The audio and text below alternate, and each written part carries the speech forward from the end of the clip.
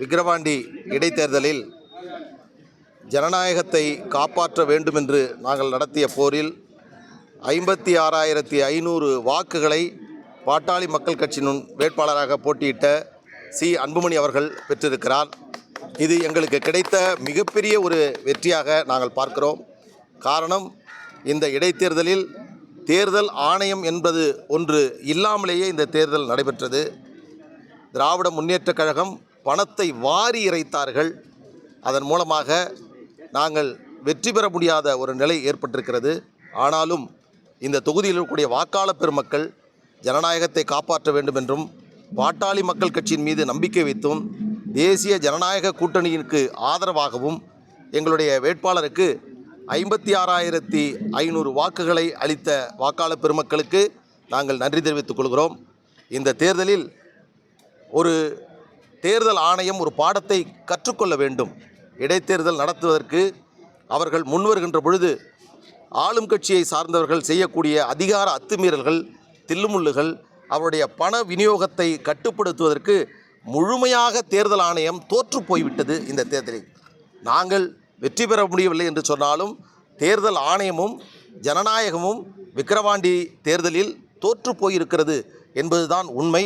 ஏனென்றால் தமிழக மக்களை பொறுத்தவரையில் நிறைய ஒரு ரவுண்டுக்கே தாங்காதவர்கள். ஆனால் திமுக 2வது ரவுண்டு 3வது ரவுண்டு என்று அவர்கள் கொடுத்ததின் காரணமாக அதில் மயங்கி போய் ஒரு தவறான முடிவை இந்த தொகுதியினுடைய வாக்காளர் பெருமக்கள் எடுத்திருக்கிறார்கள். ஆனாலும் இந்த நேரத்தில் நான் விக்கிரவாண்டி தொகுதியினுடைய வாக்காளர் பெருமக்களுக்கு தெரிவித்துக் கொள்வது என்னவென்று சொன்னால், உங்களுக்கு பணம் கொடுத்து வாக்கை பெறுவதற்காக பணம் கொடுத்த திமுகவிற்கு நீங்கள் நன்றி சொல்வதை விட அந்த பணத்தை கொடுப்பதற்கு காரணமாக கடும் போட்டியை ஏற்படுத்தி பணம் கொடுத்தால் மட்டும்தான் வெற்றி பெற முடியும் என்று அந்த நிலையை உருவாக்கிய பாட்டாளி மக்கள் கட்சிக்குத்தான் இந்த தொகுதி மக்கள் நன்றி செலுத்த வேண்டும். என்றால் கொடுக்கிறவனை விட கொடுப்பதற்கு காரணமாக இருந்தவர்கள் தான் போற்றப்பட வேண்டியவர்கள். அந்த விதத்தில் இந்த தேர்தலில் இந்த தொகுதி மக்கள் இன்றைக்கு ஒரு வாக்காளர் 5,000 ரூபாய்க்கு மேலாக திமுகவால் பணம் கொடுக்கப்பட்டு இந்த வெற்றியை அவர்கள் பெற்றிருக்கிறார்கள். ஆனால் ரூபாய் நாங்கள் வாக்காளர்களுக்கு பணம் செலுத்தாமல் ஜனநாயகத்தை மட்டும் நம்பி, எங்கள் கூட்டணி கட்சியை மட்டும் நம்பி, எங்கள் கட்சியினுடைய தொண்டர்களை நம்பி இந்த களத்திலே நாங்கள் நின்றோம். இந்த இடைத்தேர்தல் என்று சொன்னால் அது நிச்சயமாக ஆளும் கட்சி தான் வெற்றி பெறும் என்று எல்லோரும், ஊடகங்கள் உள்ளிட்ட நீங்கள் எல்லோருமே அந்த மனநிலையில் இருக்கின்ற பொழுது அதை மாற்றுவதற்காக நாங்கள் எடுத்த முயற்சி எங்களுக்கு உள்ளபடியே எங்களுக்கு ஒரு மனநிறைவை தருகிறது. ஆனால் அதே வேளையில் தேர்தல் ஆணையம் நடுநிலையோடு நேர்மையாக இந்த தொகுதியில் நடந்து கொண்டிருந்தால் இப்பொழுதும் சொல்லுகிறேன், பாட்டாளி மக்கள் கட்சி தான் வெற்றி பெற்று இருக்கும். அதுதான் நிதர்சனமான உண்மை. ஏனென்றால் இந்த தொகுதியில் பல புகார்களை பாட்டாளி மக்கள் கட்சியின் சார்பில் நாங்கள் கொடுத்தோம். பல்வேறு வித குற்றச்சாட்டுகளை திமுக மீது வைத்தோம். ஆனால் எதற்கும் அந்த தேர்தல் ஆணையம் என்பது செவிசாய்க்கவில்லை. இந்த தேர்தலில் தொடர்ச்சியாக பாட்டாளி மக்கள் கட்சி போட்டியிடுவதாக அறிவிக்கப்பட்டு வேட்பாளர் நிறுத்தப்பட்டு எங்கள் கட்சியினுடைய நிறுவனர் சமூக நீதி போராளி மருத்துவர் ஐயா அவர்கள் தேர்தல் பிரச்சாரத்தை மேற்கொண்டார். அதேபோன்று எங்கள் கட்சியினுடைய தலைவர் மரியாதைக்குரிய அன்புமணி ராமதாஸ் அவர்கள் தினந்தோறும் இந்த தொகுதி முழுவதுமாக சுற்றி வந்து தேர்தல் பரப்புரையை மேற்கொண்டார். அதேபோன்று சௌமியா அன்புமணி அவர்கள் தேர்தல் பரப்புரை மேற்கொண்டார்கள். அன்புமணி அவர்களுடைய மகள் திருமதி சங்கமித்ரா அவர்களும் தேர்தல் பரப்புரை மேற்கொண்டார். அதேபோன்று கூட்டணி கட்சியை சார்ந்தவர்கள் மிக தீவிரமாக எங்களுக்காக களத்திலே நின்று எங்களுக்காக குரல் கொடுத்தார்கள். அந்த விதத்தில் பாரதிய ஜனதா கட்சியினுடைய தலைவர் அண்ணாமலை அவர்களுக்கும் டிடிவி அவர்களுக்கும் அண்ணன் OPS அவர்களுக்கும் அண்ணன் வாசன் அவர்களுக்கும் அண்ணன் தேவநாதன் அவர்களுக்கும் மற்றும் ஜான் பாண்டியன் அவர்களுக்கும் அண்ணன் AC சண்முகம் அவர்களுக்கும் மற்றும் எங்கள் கூட்டணி பாரிவேந்தர் மரியாதைக்குரிய பாரிவேந்தர் உள்ளிட்ட கூட்டணி கட்சியில் இருக்கக்கூடிய அத்தனை தலைவர்களுக்கும் இந்த நேரத்தில் நாங்கள் நன்றி தெரிவித்துக் கொள்கிறோம். ஏனென்றால் மிகப்பெரிய ஒரு தேசிய ஜனநாயக கூட்டத்தை 4ஆம் தேதி விக்கிரவாண்டியில் நடத்தி எல்லோரும் ஆச்சரியப்படக்கூடிய வகையில் அந்த கூட்டத்தை நாங்கள் நடத்தி காட்டினோம். ஆனால் ஆளும் திராவிட முன்னேற்றக் கழகம் பணத்தை மட்டுமே நம்பி இந்த தேர்தலில் களத்திலே நின்றார்கள். வாக்குகளை இவர்கள் கேட்கவில்லை. வாக்காளரும் சென்று எங்களுடைய சாதனைக்காக வாக்களியுங்கள் என்று இவர்கள் குரல் கொடுக்கவில்லை. இவர்கள் பணம் கொடுத்தால் வாக்களிப்பார்கள் என்ற அந்த அடிப்படையில் இந்த தேர்தலை திராவிட முன்னேற்றக் கழகம் சந்தித்தது. ஆனாலும் தோல்வி பயத்தை திராவிட முன்னேற்றக் கழகத்திற்கு எங்களால் ஏற்படுத்த முடிந்தது என்ற மனநிறைவு எங்களுக்கு இருக்கிறது. முதல் ரவுண்டு 1000 ரூபாய் கொடுத்தவுடன் உதயநிதி பிரச்சாரத்துக்கு வருகிறார், முடிஞ்சிருச்சு நாம் எல்லாம் கிளம்பலன்னு ஒரு 20 அமைச்சர்கள், ஒரு 100 சட்டமன்ற உறுப்பினர்கள், உள்ளாட்சி பிரதிநிதிகள்லாம் வீட்டுக்கு போவதற்கு தயாராக இருந்த சூழ்நிலையில் இந்த தொகுதியில் தேர்தல் முடிவு வேறு விதமாக இருக்கிறது, பாட்டாளி மக்கள் கட்சிக்கு சாதகமாக மக்கள் இருக்கிறார்கள் என்று அறிந்த பிறகு மீண்டும் வேறு வழி இல்லாமல் அவசரமாக அவர்களெல்லாம் திரும்பி வந்து அடுத்த தவணையாக 1000 ரூபாய், தேர்தல் தினத்தன்று 1000 ரூபாய் என்று தொடர்ச்சியாக திமுக தன்னுடைய லஞ்சத்தின் மூலமாக, ஊழலின் மூலமாக, அந்த மது விற்பனையின் மூலமாக சம்பாதித்து வைத்த அந்த பணத்தை வாக்காளர்களுக்கு கொடுக்கக்கூடிய ஒரு நிர்பந்தத்தை நாங்கள் ஏற்படுத்தியது எங்களுக்கு மன நிறைவை தருகிறது.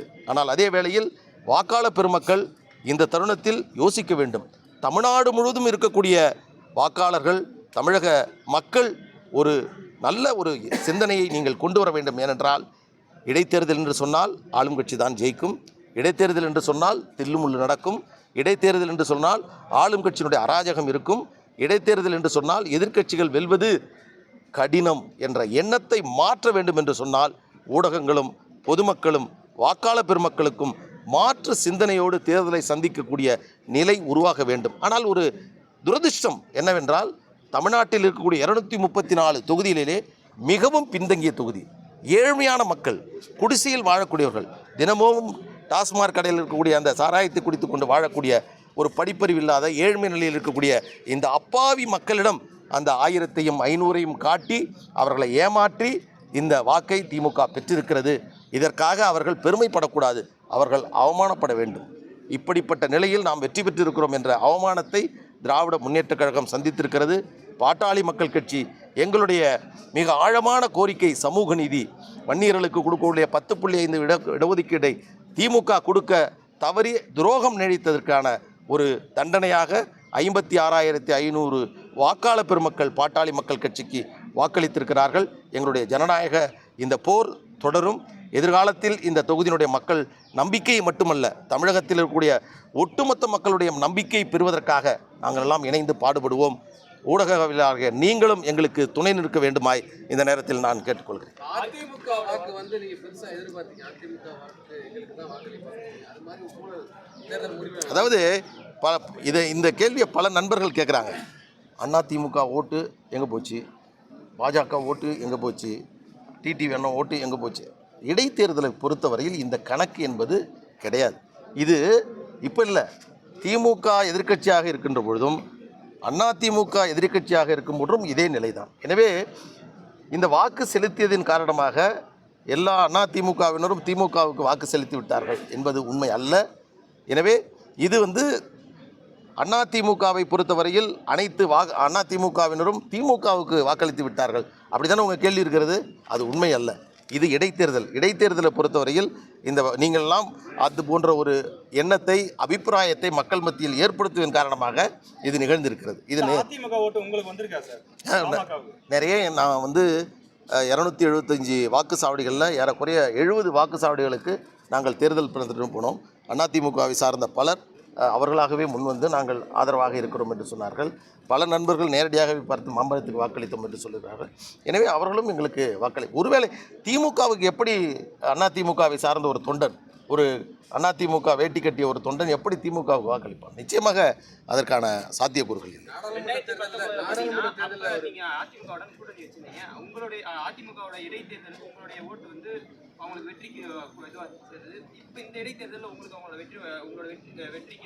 அதாவது எப்படின்னு கேட்டிங்கன்னா, இந்த தேர்தலை பொறுத்தவரையில் திமுக நாடாளுமன்ற தேர்தலில் 40 தொகுதியில் வெற்றி பெற்றது.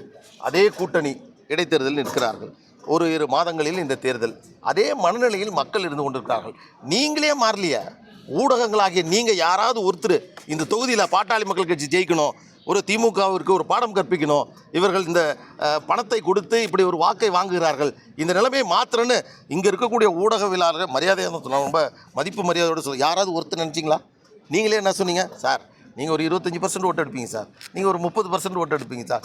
டெய்லி இரவு ஆச்சுன்னா இதே பஞ்சாங்கத்தை நைட்டில் டிவியில் நீங்கள் பாடினீங்க. அதனுடைய விளைவு தான் நம்ம எல்லோரும் இன்றைக்கி அனுபவிக்கிறோம். அதனால் இந்த தொகுதி வாக்காளர் பெருமக்களை மட்டும் நாம் ஒரு குறையாக நம்ம சொல்லிவிட முடியாது. அவருடைய ஏழ்மை, அவருடைய வறுமை, அவருடைய அறியாமை, அதன் காரணமாக இந்த முடிவு எடுத்திருக்கிறாங்க. ஆனால் இது நிரந்தரமானது மட்டும் அல்ல. இதை மட்டும் நான் உங்களுக்கு சொல்கிறேன். இந்த தேர்தல் திமுக பெற்றிருக்கக்கூடிய இந்த ஒரு பண விநியோக இந்த வெற்றி என்பது நிரந்தரமானதல்ல. நிச்சயமாக அதற்கு ஒரு முடிவை தமிழக மக்கள் செலுத்துவார்கள். நாடாளுமன்ற தேர்தலில் பாமக போட்டியிட்ட அனைத்து தொகுதியையும் தோற்றெடுக்கும். அதில் வந்து பெரிய அளவில் செல்வாக்கு இழந்ததா பல விமர்சனங்கள் வைக்கப்படுது. இப்போ விக்கிரவாண்டி தேர்தல் மூலம் இழந்த செல்வாக்கை பாமக நிரூபிச்சிருக்கு. கண்டிப்பாக இப்படி நிற்கிறோம் இப்போ. ஏன்னா இந்த தேர்தலில் பாட்டாளி மக்கள் கட்சி தைரியமாக களத்தில் நின்றுச்சு. இடைத்தேர்தல்கள் 14 ஆண்டுகளாக நாங்கள் போட்டியிட மாட்டோம் என்று சொன்னதற்கு பிறகும் கட்சியினுடைய தொண்டர்கள் ஏகோபித்த முடிவோடு எங்கள் கட்சியினுடைய நிறுவனர் மருத்துவர் ஐயா அவரிடம் விக்கிரவாண்டி தொகுதியில் போட்டியிட வேண்டும் என்று கேட்டுக்கொண்டதன் அடிப்படையில் உயர்மட்ட செயற்குழுவில் எடுத்த முடிவின் அடிப்படையில் எங்கள் கட்சியினுடைய நிறுவனர் மருத்துவர் ஐயா அவர்கள் இந்த முடிவை அறிவித்தார். இந்த தேர்தல் முடிவு என்பது ஒவ்வொரு பாட்டாளி மக்கள் கட்சி தொண்டனுக்கும் ஒரு தைரியத்தை, ஒரு மனதில் ஒரு நம்பிக்கையை ஏற்படுத்தக்கூடிய வகையில் தான் எங்களுடைய தேர்தல் பணி. குறிப்பாக இந்த தேர்தலில் எங்களுக்கென்று பல மன நிறைவான விஷயங்கள் இருக்கிறது. என்னவென்றால் இந்த தேர்தலில் தமிழகம் முழுவதும் இருக்கக்கூடிய பாட்டாளி மக்கள் கட்சியினுடைய தொண்டர்கள், தேசிய ஜனநாயக கூட்டணியை சார்ந்தவர்கள் கடுமையாக களத்தில் நின்று போராடினார்கள். திமுக அமைச்சர் கார் என்று எத்தனையோ வந்தாலும் கூட அதையெல்லாம் எதிர்த்து களத்திலே எங்கள் கட்சியினுடைய தொண்டர்கள் செயல்பட்டார்கள். அதே போன்று ஏதோ ஒரு வேட்பாளரை நிறுத்திட்டோம், அங்கே தேர்தல் நடக்கட்டும் என்று எங்கள் கட்சியினுடைய தலைவர் அன்புமணி ராமதாஸ் அவர்களோ எங்கள் கட்சியினுடைய நிறுவனர் மருத்துவர் ஐயா அவர்களோ இல்லை, தொடர்ச்சியாக இந்த களத்திலே இருந்தார்கள். தொடர்ந்து இந்த தொகுதியினுடைய தேர்தல் பணிகளை ஆய்வு செய்தார்கள். இது அன்புமணி ராமதாஸ் அவர்கள் மிக கடுமையாக தேர்தல் பணியாற்றியதன் காரணமாகத்தான் இந்த வெற்றியை பெற்றிருக்கிறோம். அந்த விதத்தில் எங்களுடைய கட்சி தொண்டர்கள் இன்றைக்கு நம்பிக்கையோடு மகிழ்ச்சியோடு இருக்கிறார்கள். நான் கூட டிவியில் பார்த்தேன், இந்த டெபாசிட் தொகை, வைப்பு தொகையை பெற்றுவிட்டது திமுக பாமகன்னு சொன்ன உடனே அதற்கு கூட வெடிவெடித்து கொண்டாடினார்கள். எனவே எங்களுக்கு இந்த மாதிரியான இந்த முடிவுகள் ஒரு மன வருத்தத்தையோ அல்லது எங்களுக்கு ஒரு கவலையை தரக்கூடியதல்ல. நாங்கள் நம்பிக்கையோடு இருக்கிறோம். ஆர்எஸ் பாரதி என்ன சொல்லியிருக்காருன்னா, கள்ளக்குறிச்சி விவகாரத்தை கையில் எடுத்தாங்க, அதே போல் இப்போ ஆம்ஸ்ட்ராங் உயிரிழந்த விவகாரத்தையும் அரசியலாக்கினாங்க, அப்பயும் விக்கிரவாண்டி தொகுதியில் திமுக ஜெயிச்சிருக்குன்னு சொல்லியிருக்காரு. அது நான் என்ன சொல்கிறேன்னா, இந்த முடிவு கள்ளக்குறிச்சி சம்பவத்திற்கு பிறகும் வாக்காளர் பெருமக்கள் திமுகவுக்கு ஓட்டளிச்சிருக்காங்க அப்படின்னு ஆர்எஸ் பாரதி சொல்கிறாருன்னா, கள்ளக்குறிச்சி மாதிரி தமிழ்நாட்டில் எங்கே வேணாலும் நடக்கும், ஆனாலும் எங்களுக்கு மக்கள் வாக்களிப்பாங்க அப்படின்னு சொல்ல வர்றாரா? எனக்கு ஒன்றும் புரியல. கள்ளக்குறிச்சியில் நடந்த சம்பவம் தமிழகமே அதிர்ச்சியில் ஆழ்ந்த ஒரு சம்பவம்.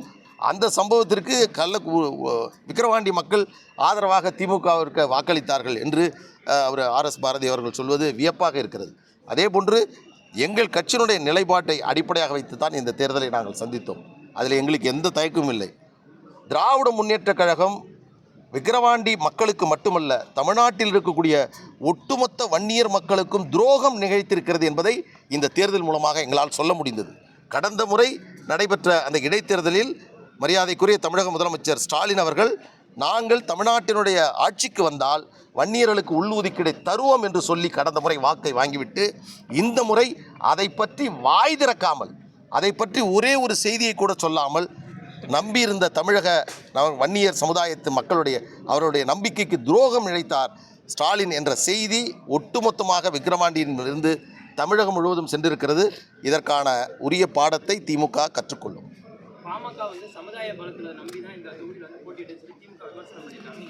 அதெல்லாம் கிடையாதுங்க.